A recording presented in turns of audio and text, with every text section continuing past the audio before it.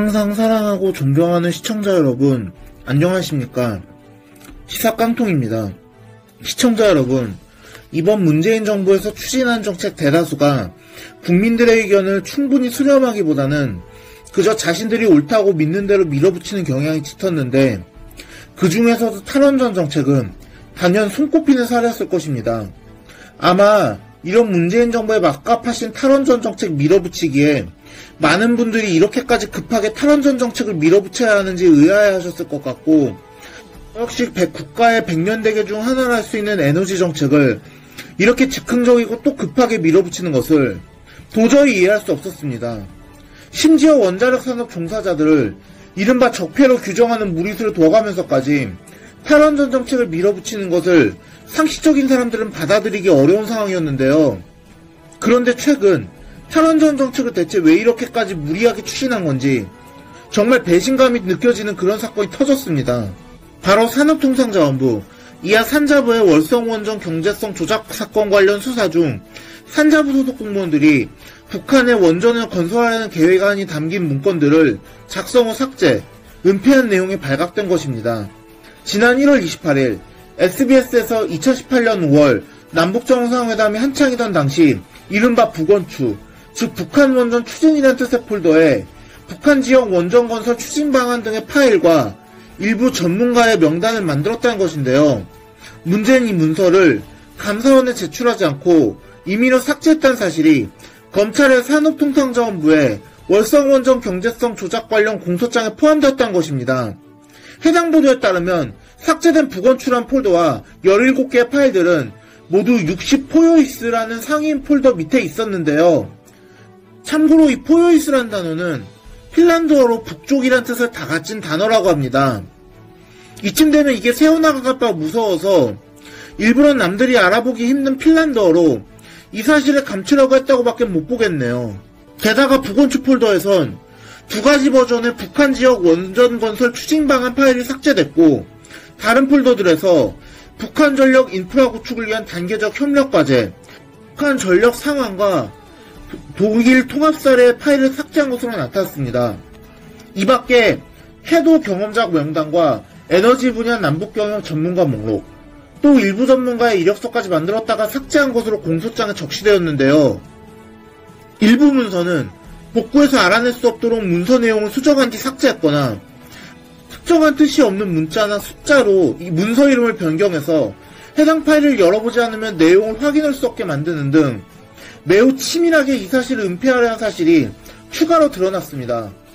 17개의 파일 가운데 생성 날짜가 적인 6개의 파일들은 모두 2018년 5월 2일에서 15일까지 작성되었는데, 이는 모두 2018년 1차 남북정상회담과 2차 남북정상회담의 사이의 시기란 점에서 더더욱 의혹은 증폭되고 있습니다. 사실 해당 의혹은 이미 2020년 11월 23일에 조선일보에 의해 단독 보도된 적이 있습니다. 그러나 해당 보도 내용은 조선일보가 여러 여권 및 정부 관계자를 취재해 얻어낸 정보였고, 그렇게 조선일보 측에서 확실한 물증을 확보하지 못해 유야무야 넘어갔던 사안이었습니다. 심지어 당시 청와대 국정상황실장을 지낸 윤건영 민주당 의원은 이 보도를 접하고는 2018년 세 차례 남북 정상회담 준비에 참여했지만 오늘 조선일보에 부도된 북한 원전 건설은 난생 처음 듣는 이야기라고 주장하며, 워낙 소설 같은 이야기라 대꾸를 하지 않으려 했는데 국민의힘 측에서 판을 피워볼까 머리를 굴리는 것 같아 한 말씀 드린다. 제발 헛다리 짓지 말기 바란다고 해당 보도를 부정한 글을 남긴 바 있습니다. 그러나 이렇게 빼도 박도 못한 증거가 나오자 온갖 매스컴에서 해당 의혹을 다루면서 논란은 걷잡을 수 없이 확산되고 있습니다. 당장 김종인 국민의힘 비상대책위원장부터 29일 입장문을 통해 이 사건을 원전 게이트를 넘어 정권의 운명을 뒤흔들 수 있는 충격적인 이적행위라고 규정하며 책임자들을 색출해 엄벌해야 한다고 주장했고, 이에 따라 야당 인사들과 원전 관계자들을 중심으로 해당 사건에 대한 의혹을 규명해야 한다는 목소리가 커지고 있습니다. 물론 청와대와 산자부, 그리고 여당 인사들과 친여 언론 등에서는 이 문건은 정부 차원의 지시 없이 해당 공무원들이 독단적으로 만든 문건이며 북한의 원전을 건설하는 방안 자체는 정부와 상관없이 그동안 계속 검토했던 일이라고 발뺌하고 있습니다. 그런데 지금 상황에서 이런 변명은 누가 보더라도 윗선, 즉 청와대로 수사가 확대되는 것을 차단하려는 움직임인데 과연 대깨문들 빼고 이런 구차한 변명을 고지고대로 믿을 분들이 얼마나 될지는 의문입니다. 그리고 일이 이렇게 되자 사람들의 시선은 자연스레 원전 비리를 캐낸 데 앞장섰던 최재형 감사원장에게 쏠리고 있습니다. 불과 이 문건이 공개되기 며칠 전만 해도 원전 수사를 무마하려는 의도에서 여당 인사들이 최 원장을 향한 십자포화를 쏟아붓고 있었는데 이제는 정권 차원에서 이런 비열한 짓을 저질렀다는 확실한 문증이 공개된 상황에서 무슨 변명을 해야 할지 참으로 난처해졌기 때문입니다. 한 예로 임종석 전 대통령 비서실장은 지난 14일 자신의 SNS에 글을 올려 최 원장을 향해서 돌을 넘고 있다느니 전광훈 윤석열과 같은 냄새가 난다느니 하는 인신모독성 음해 공작을 했고 김남국 의원 역시 지난 15일 최재형 감사원장이 서울 여의도 국회에서 열린 국회 법제사법위원회 전체회의에 참석했을 때 최 원장을 향해 월성원전 1호기 조기 폐쇄와 관련해 감사원이 목적을 정해놓고 하는 거 아니냐고 몰아세우는 등 그야말로 적반하장과 아집의 진수가 무엇인지를 보여주었기 때문입니다. 그런데 이제 이렇게 윗선에서 개입했다는 것을 뒷받침하는 물증까지 나온 상황에서 이들이 취할 수 있는 행태는 사실상 적반하장식으로 큰 소리치는 것 말고는 없습니다. 실제로 윤건영 의원 같은 경우는 다시 페이스북에 글을 올려 문재인 정부가 원전을 추진한 적이 없다는 뻔뻔한 거짓말을 늘어놓았고 신영대 대변인은 되려 재판 결과가 나오지도 않았는데 혐의가 담긴 검찰 공소장이 보도됐다고 언론 탓을 하는 파렴치한 행태를 보였습니다.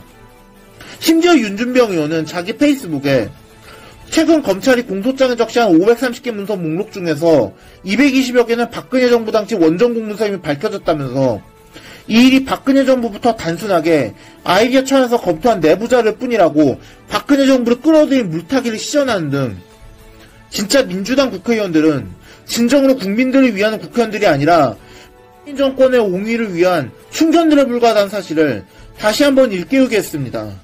그래서인지 이런 민주당 의원들의 온갖 협박과 언론 플레이에도 굴하지 않고 오히려 법과 원칙에만 입각해서 감사를 진행했던 최 원장의 뚝심이 다시금 돋보이고 있습니다. 최 원장 역시 새벽에부터 봐주기식 감사를 했다면 저런 순환을 받지도 않았을 텐데 그러지 않고 오히려 정권에 맞서 법과 원칙이라는 가치를 지켜주셨으니 말입니다. 그저 국회의원 배지와 집권여당이란 자리가 가져다주는 권력에 눈이 멀어 저런 삼척동자도 안 믿을 그런 거짓 사탕 발림으로 정권 옹호하는 민주당 의원들 행태를 보면 최 원장처럼 올곧은 심기를 가진 공직자가 아직 한 분이라도 남아있다는 사실이 너무나 감사할 따름입니다. 오늘의 영상은 여기까지였습니다.